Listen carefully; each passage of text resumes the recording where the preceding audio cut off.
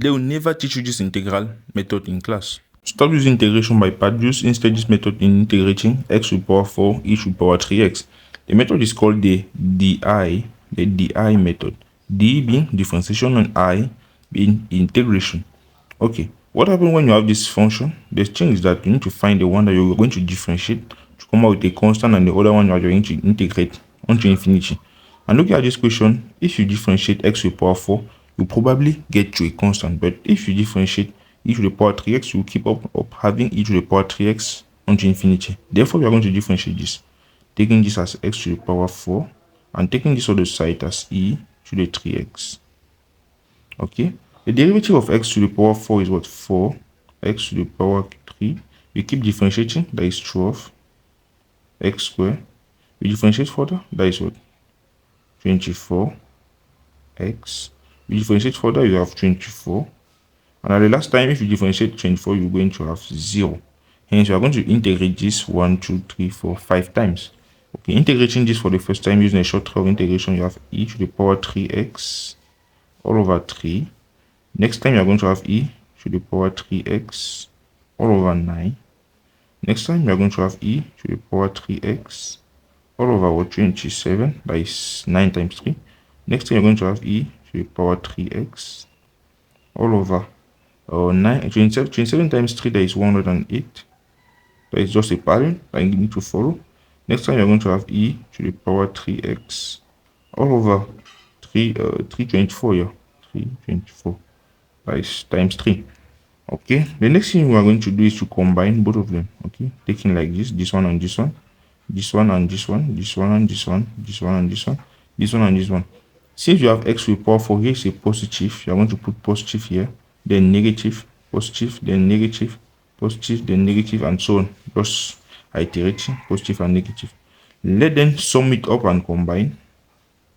We take x to the power 4, e to the power 3x. Okay. Looking at this, we have e to the power 3x all over. Okay. Therefore, our answer will be equals to what? E to the power 3x. We put this outside.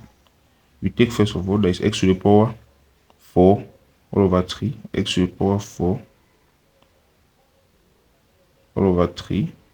Okay, the next one is minus, that is 4x cubed all over 9 minus 4x cubed all over 9.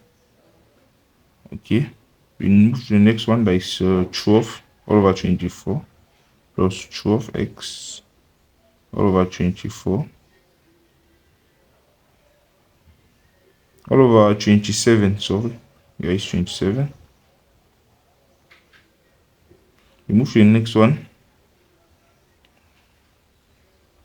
Okay, minus 24x all over 108 minus 24x all over 108. We move to the next one. Okay, plus 24x plus 24 all over 324. Yeah, that is it. I think 324. Yeah, that is it. Plus a constant. There is k. Okay, and this is the answer. Imagine if you are going to use integration by part, that is uv minus integral of v du. At every point, you are going to integrate this like even 4 or 5 times. So have the exact value you are going to be writing much. This method is very easy and straightforward, and you can easily make errors using this method. Let's try for integral of, you are going to do this in the house. There is integral of x to the power 10 e to the power 9x dx. Just drop your answer in the comment box of this video if you find interesting. Just comment your answer, and you're going to check it and drop a post that is the answer in a post and the solution. Use the GI method and solve it, or use the integration by part that is one taught in school. This one was never taught in school. Goodbye.